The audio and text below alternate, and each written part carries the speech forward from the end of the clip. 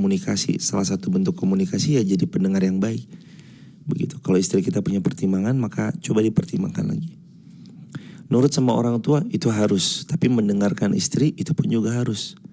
Jadi balance enaknya, jalan kedua-duanya. Sama orang tua oke, sama istri juga oke. Barakallahu fikum.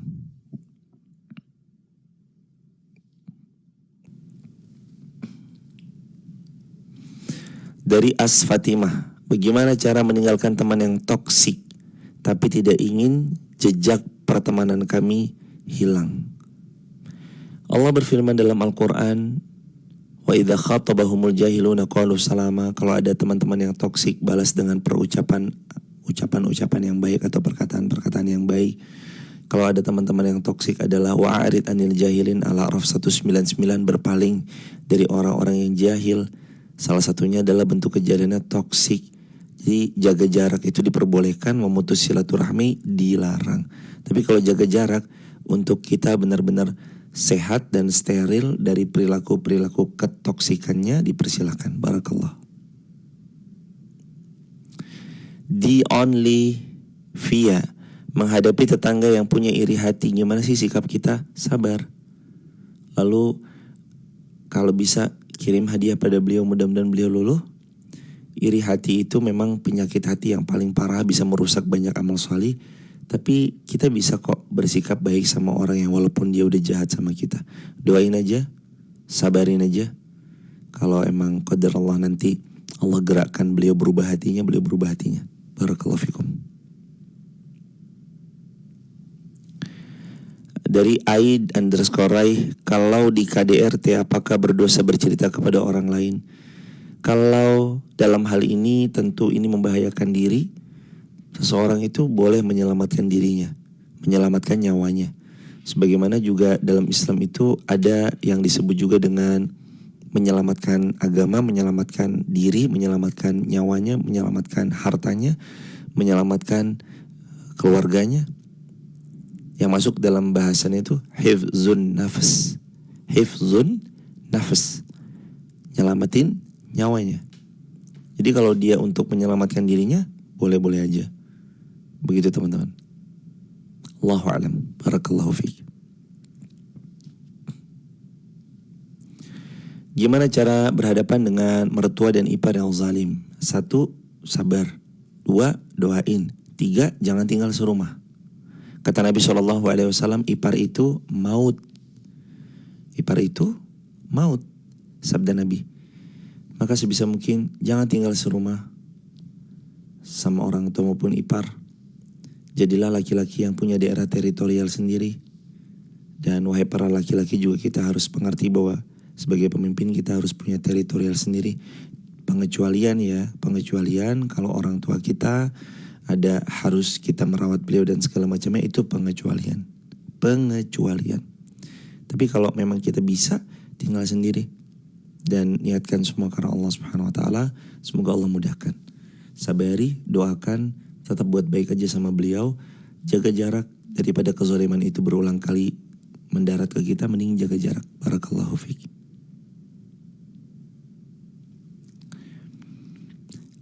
Bedanya ujian, azab, istidraj. 1, Ibu Imas Wartimas, semoga Allah memuliakan ibu sekeluarga besar.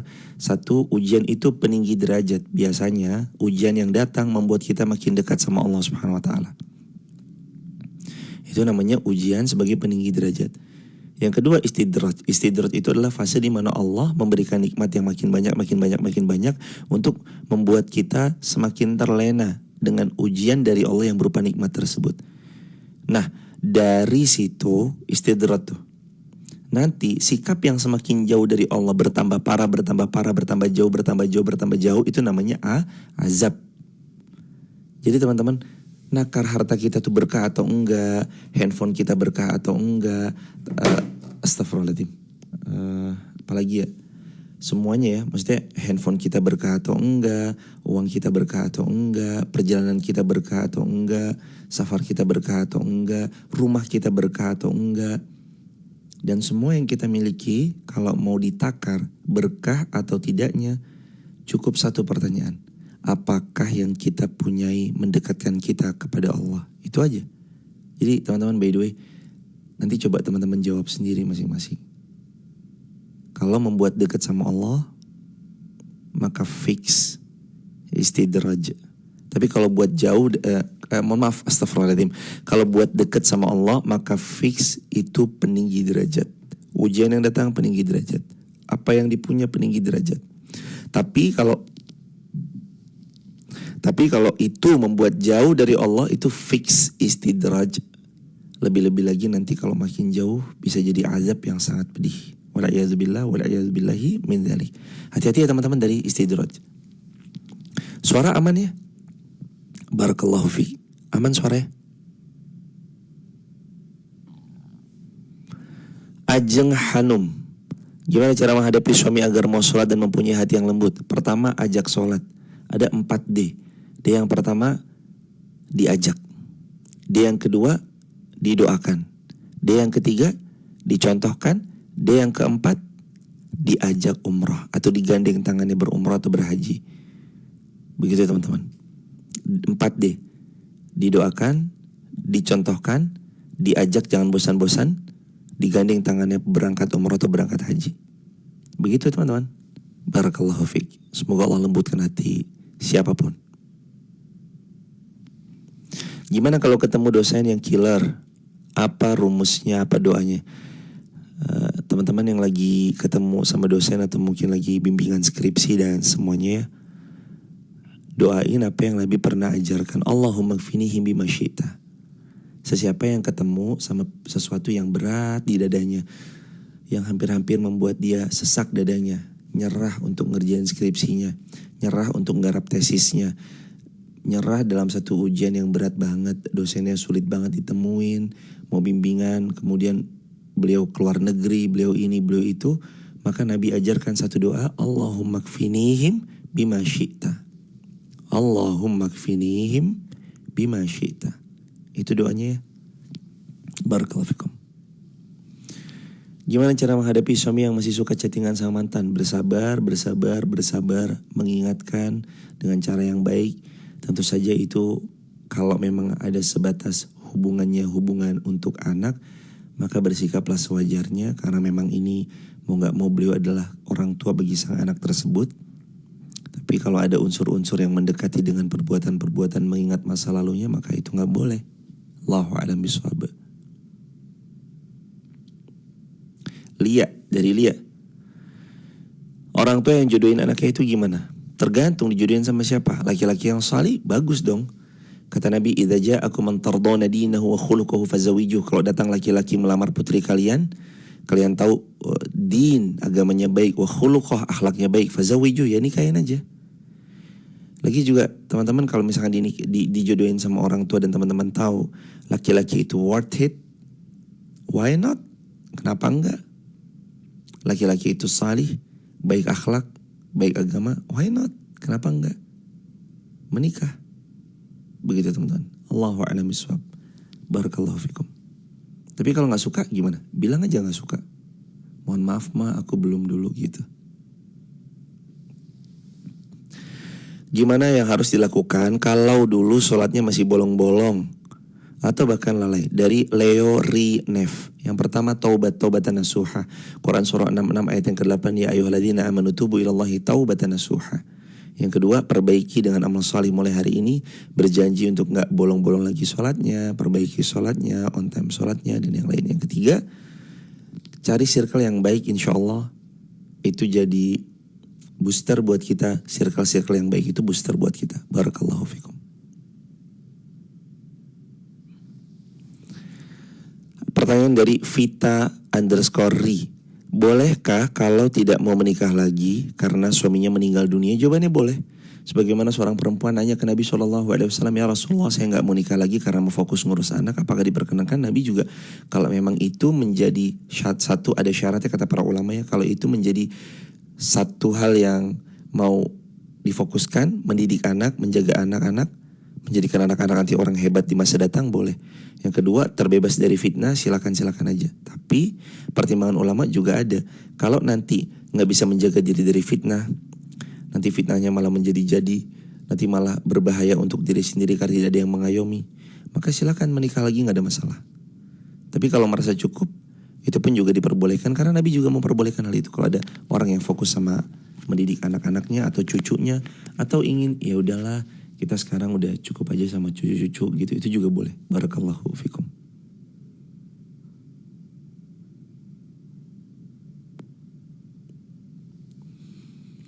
Gimana kalau ada hutang yang bila mana ada yang hutang nomornya kita blokir sebab kalau ditagih selalu ngajak kemaksiatan.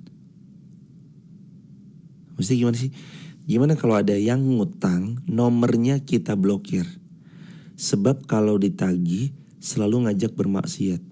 Oh, mungkin ngajak ribut kali ya. Dia ngutang sama kita, pas kita tagih dia malah marah-marah, malah lebih galak daripada kita yang punya uangnya. Itu gimana? Ya kalau teman-teman mau ambil simpelnya aja, nggak mau ambil pusing, nggak ada masalah. Lalu tentang hutangnya gimana, akan dilunasi atau gimana? Hutang mah pasti lunas. Kalau nggak di dunia dia lunasi, di akhirat nanti dia lunasi. Hutang itu pasti lunas. Kalau nggak lunas di dunia, di akhirat pasti lunas. Dan nggak ada yang nggak kembali. Yang dicuri, yang dicolong, yang dikorupsi, yang apapun bentuknya itu pasti di akhirat akan kembali sempurna kepada pemiliknya. Allahu a'lam bishawab.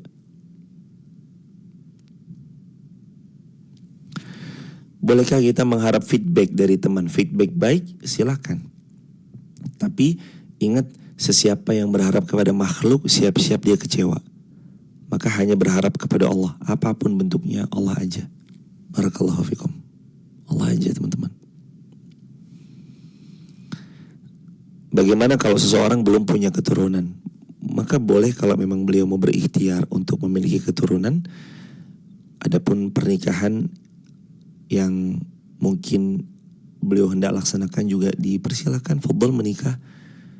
Tapi kalaupun memang qadarallahu ma syaa fa'al, belum Allah takdirkan, ingat selalu takdir Allah yang terbaik. Allah selalu tahu kenapa kita belum dikasih, kenapa mereka udah dikasih, kenapa kita ditunda, kenapa mereka disegerakan, kenapa kita jauh, kenapa mereka yang lain didekatkan. Itu Allah selalu punya alasan terbaik. Dan yang terbaik itu Allah subhanahu wa ta'ala yang paling tahu tentang hamba-hambanya. Dari Cama Riane,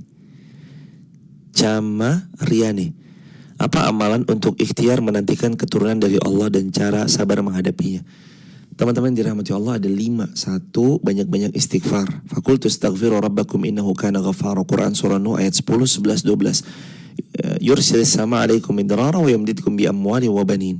Kalau kamu banyak istighfar, di antara keutamaan dan keistimewaannya adalah yumdidkum bi amwal, hartamu Allah berkahi dan ditambah, wa banin, dan anakmu Allah yang karuniakan.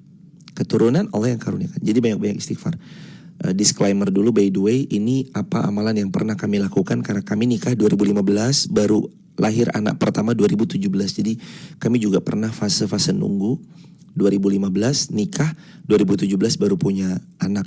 Jadi kami alhamdulillah juga sempat ngerasain fase menunggu kehadiran buah hati, kekhawatiran sebagai pasangan suami istri waktu itu gimana, kami paham banget. Ini yang Nabi anjurkan. Fakultus, Allah subhanahu wa ta'ala berfirman, fakultus astaghfiru rabbakum innahu kana ghafara. Banyak-banyak istighfar, nanti Allah hadirkan keturunan. Terus yang kedua, kalau bisa sedekah dengan nominal terbaik. Sebagaimana kata Nabi, dha' mardhakum bis sadaqah. Beli kesembuhan dari penyakit yang sedang kamu alami dengan sedekah. Penyakit di sini bisa banyak ya. Sakit badannya bisa, atau harapan-harapan yang belum kunjung diperkenankan Allah itu dibeli dengan sedekah. Bisa. Dan menjadikan amal soleh sebagai tawasul, amal soleh pribadi sebagai tawasul atau jembatan perantara agar kabulnya hajat, kan boleh banget. Terus gimana jadi teman-teman? Sedekah dengan nominal terbaik. Dan pengalaman kami waktu itu, kami mengenolkan benar-benar saldo yang kami punyai, dan waktu itu nominalnya cukup besar sekali bagi kami ya. Cukup besar sekali, dan bismillah diniatkan untuk menolong agama Allah sambil dalam hati dihajatkan semoga engkau karuniai daripada buah hati yang soleh-soleh. Itu teman-teman. Terus yang ketiga, doa banyak-banyak, Rabbi habli minas salihin. Rabbi habli minas salihin. Terus yang keempat, kalau bisa mengkonsumsi ikhtiar duniawinya itu kayak mengkonsumsi madu sama habatus sauda. Karena kata Nabi, habatus sauda dawaun likulid da. Minum habatus sauda itu dawa penyembuh likulid da, bagi banyaknya penyakit. Terus yang berikutnya itu, kalau bisa ikhtiar ibadah suami istrinya ba'da subuh. Barakallahu fikum.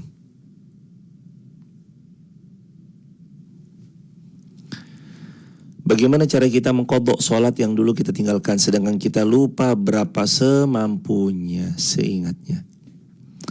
Kalau kita silaturahmi ke masjid dari aku baru 99. Kalau kita mau silaturahmi ke Masjid Al-Fatih itu hubungin siapa? Teman-teman coba hubungin admin yang menjadwalkan. Nomornya ini ya, 08. Kalau mau silaturahmi ke Masjid Muhammad Al-Fatih nanti kontak aja beliau. Cari waktu, nanti biasanya beliau mencarikan waktu pas kami nggak keluar kota, pas kami di Wonosobo. 0851 6354 7500. 0851 6354 7500. Itu beliau yang tahu, biasanya beliau.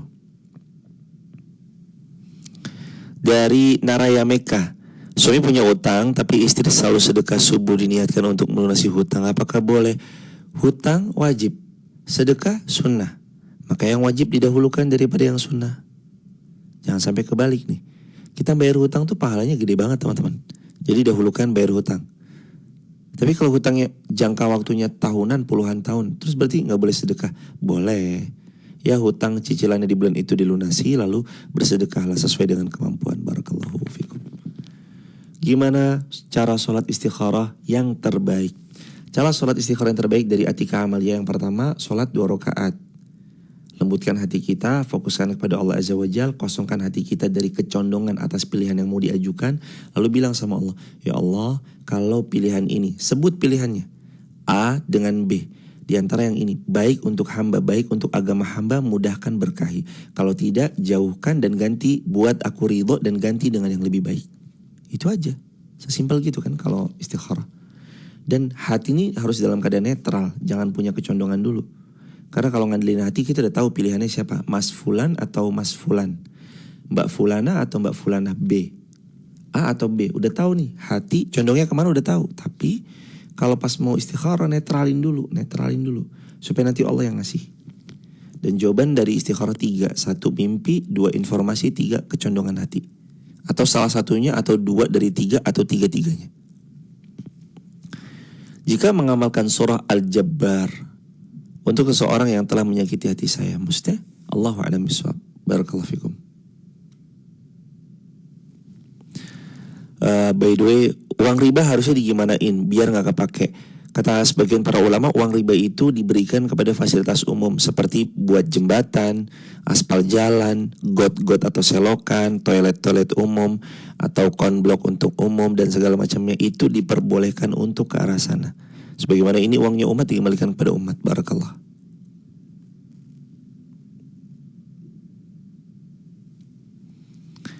Ada pertanyaan lagi. Sebentar. Kok gak bisa dipencet ya? Waduh, gak bisa dipencet nih. Bagaimana kalau menjadikan artis bahan halu? Allah haram, wallah haram. Bagaimana kalau menjadikan artis sebagai bahan haluan? Haram, hukumnya haram. Banyak-banyak istighfar, banyak-banyak bertobat dengan tobat nasuha. Jangan sampai dijadikan sebagai bahan haluan dalam konotasi negatif ya. Tapi kalau jadi maksudnya ada kebaikan yang bisa diambil dari public figure tersebut, kebaikannya, lalu terus kemudian kita berupaya untuk jadi hamba yang lebih baik, tentu itu kebaikan ya. Tapi kalau dijadikan bahan haluan yang konotasi negatif, haram, jangan sampai. Barakallahu fikum. Dari Laila Rahmadewi, kalau qobliyah subuh itu bisa dilakukan setelah iqamah atau batasannya hanya sampai iqamah? Salat qobliyah subuh batasannya sebelum iqamah subuh, sesudah azan subuh. Disebut juga dengan salat sunnah fajar, lebih baik daripada dunia dan seisinya. Kalau lepas iqamah, kata Nabi, la salata idza uqimatis salah. Gak ada lagi sholat kecuali yang wajib ketika kumandang iqomah sudah dikumandangkan. Kecuali kalau teman-teman sholatnya di rumah ya. Kalau sholat di rumah sebisa mungkin sholat yang on time dan ikuti dengan jadwalnya masjid setempat. Begitu, itu akan lebih ahsan, lebih baik.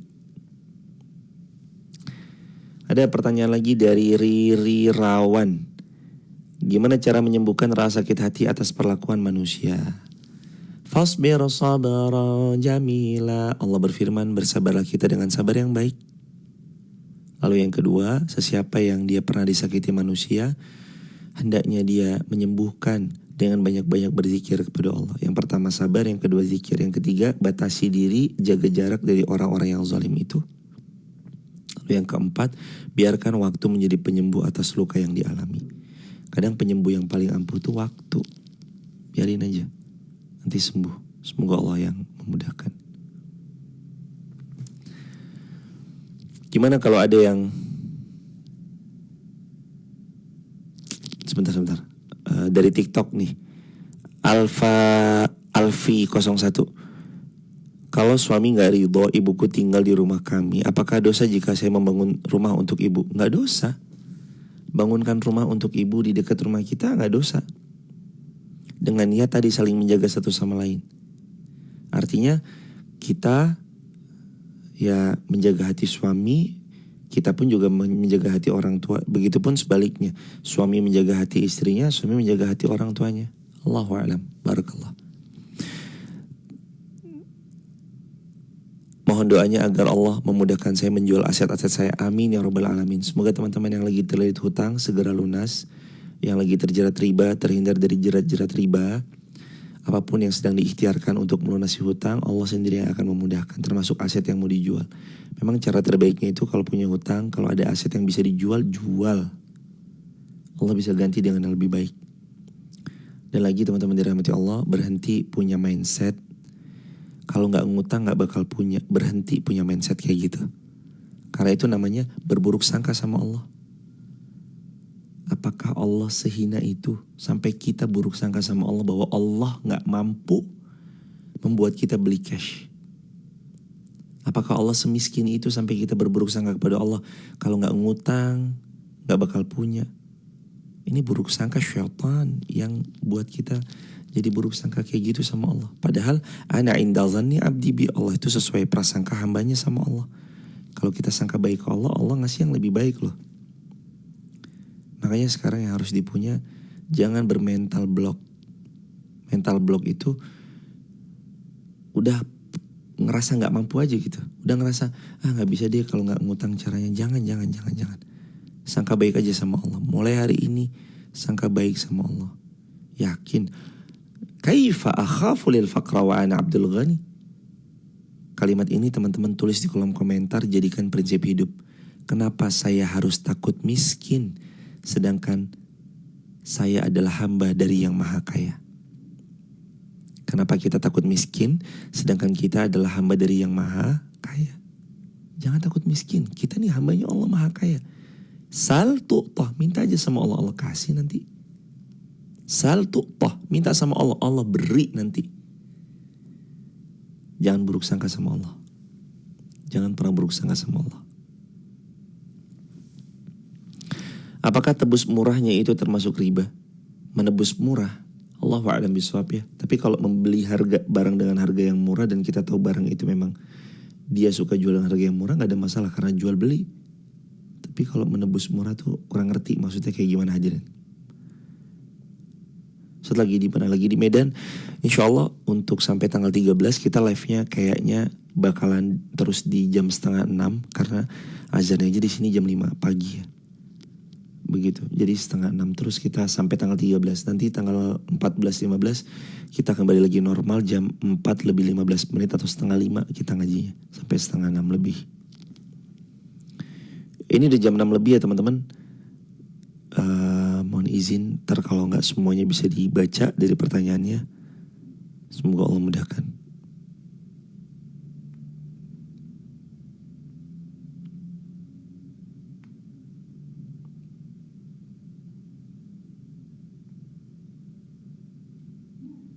Rifki, Gimana menyikapi orang tua yang ingin anaknya ingin menikah tapi qadarullah belum menemukan yang cocok? Ikhtiar, ikut komunitas yang baik, circle yang baik, siapa tahu jodohnya ada di sana.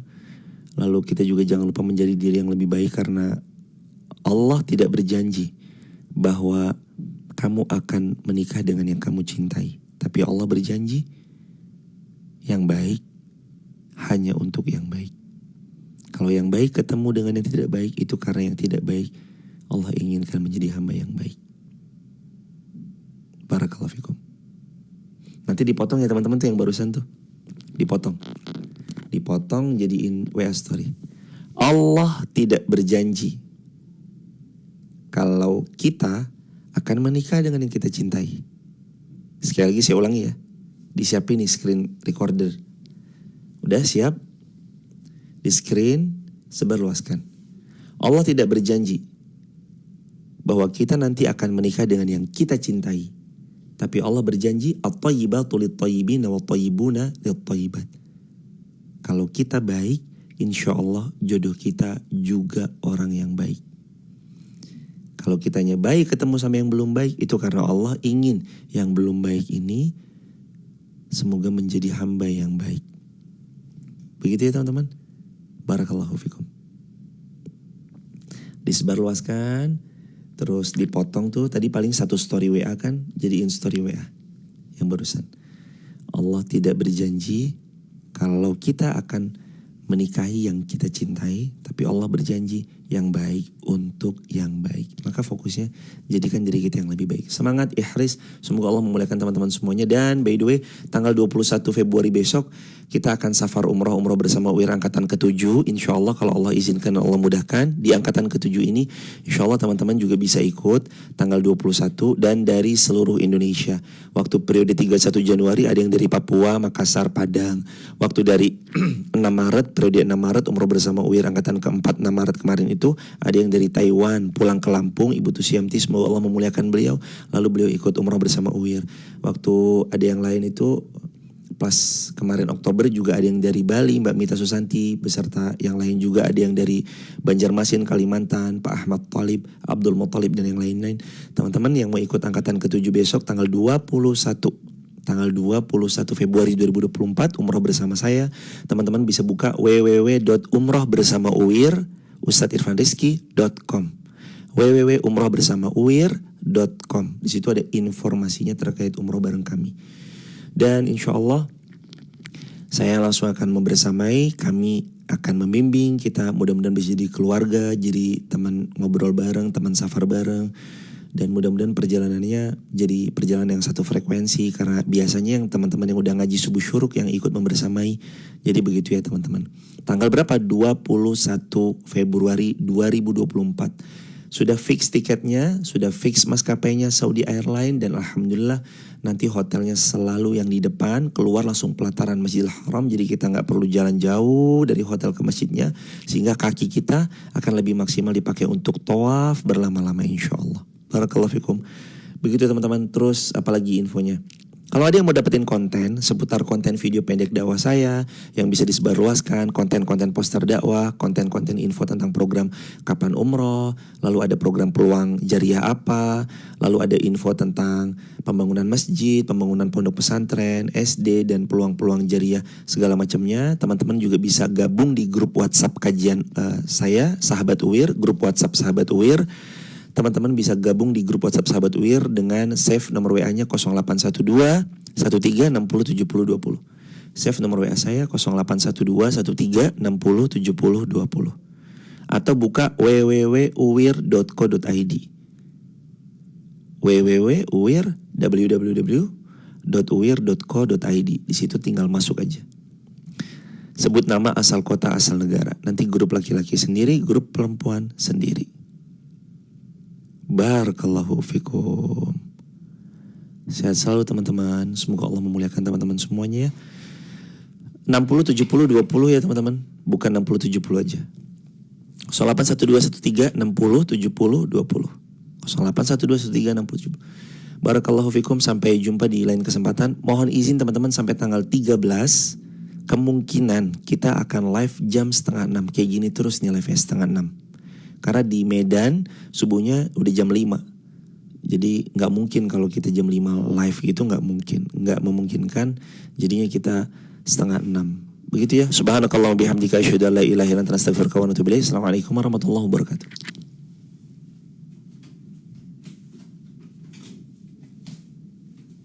Dan buat teman-teman kalau ada yang mau membersamai bergabung di grup Sahabat UIR, teman-teman bisa tadi ya ketik nama asal kota asal negara. Barakallah.